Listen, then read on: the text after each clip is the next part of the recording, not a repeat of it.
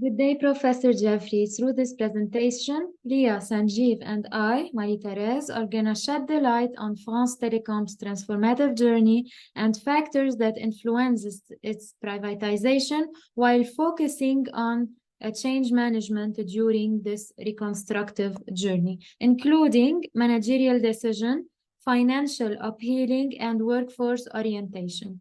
Through this privatization, France Telecom faced contentious management choices, financial instability, and workforce composition instability. The shift from technicalities-oriented workforce to sale-oriented workforce. We are here to analyze internal and external factors and help explore from our own perspective other alternatives that could have been considered through this change. Let's talk a bit about the background of France Telecom. As we can see, in 1990, it shifted from being a monopoly state to a privatized telecom giant. It had back then 70,000 employees in surplus. The inclusion of the early retirement plan to France Telecom departed 40,000 of its employees. After that, in 2006, an aggressive HR policy was included, which sparked allegation of poor job conditions. After that, we can say that France Telecom did a huge investment and they bought many new technologies because the demand of telecommunication sector back then was really high. So they were heavily in debt. They were forced to cut costs in order to stay competitive on the market. After that, Didier Lombardi came and he wanted to bring new employees with modern training and modern capabilities to handle France Telecom, but it couldn't succeed because of the lack of analysis in labor market and in cultural factors. After that, France Telecom implemented the next plan, which was capitalizing on alterations, in the French law, which was also not really successful. In summary, France Telecom transition case study addressed for us the following to be resolved: workforce surplus, adaptation to market competition, reduction of the debt, managing ethical and cultural workforce challenges. Thank you. And now I give the turn to my colleague, Leah.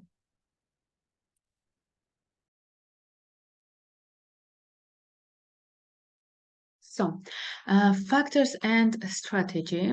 There were different strategies that impacted leadership and decisions they took.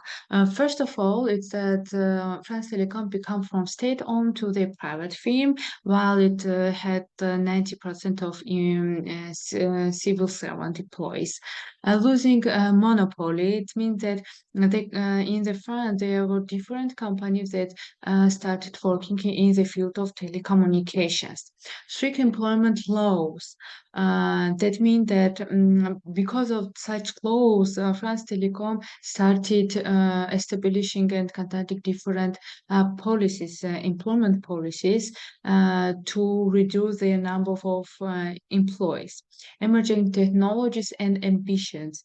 That means that there were different changes in the telecommunications and in technologies. At the same time, the CEO and the company had ambitions to become the first service in the Europe in telecommunications. And the last one is the ACT strategy and French reality that established ACT strategy for minimalizing the number of employees did not work because of French reality at that time.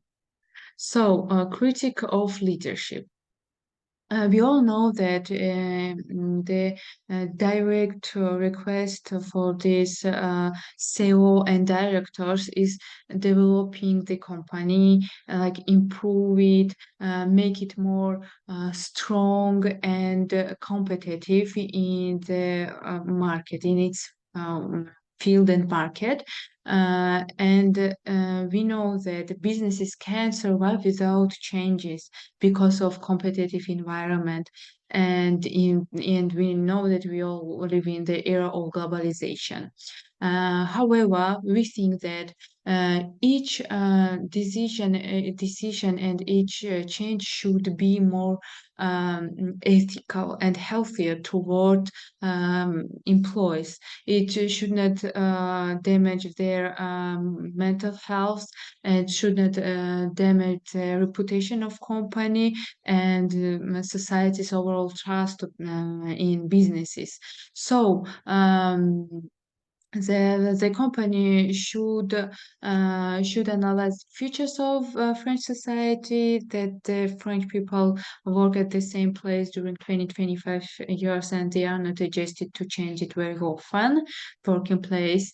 And before establishing different action plans and strategies, it's better to analyze economy situation in the country, such as crisis that was at that time, and it was a reason why employees could not use the ACT strategy very well, and it did not work.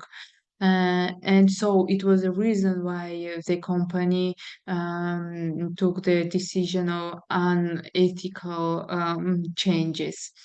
Before to take a change, we should think twice, and we should think about ethical approaches.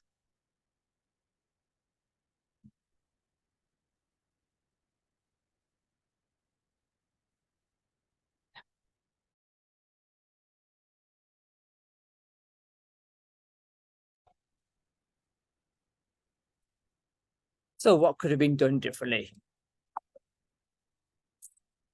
Having researched the history of France Telecom and analysed our course and explored strategies, we came out with a 5-letter acronym.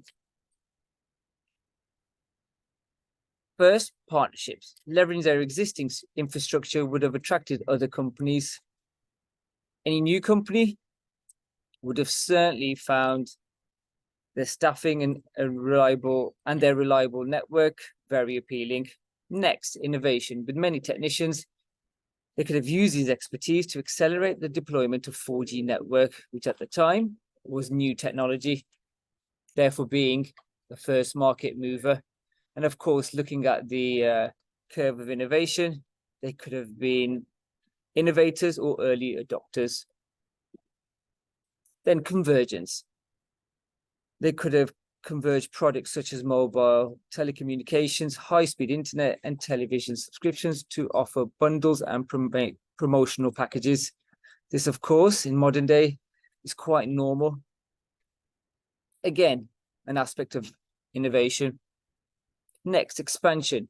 They could have conducted a thorough risk assessment to expand into emerging markets rather than into quite developed markets like they did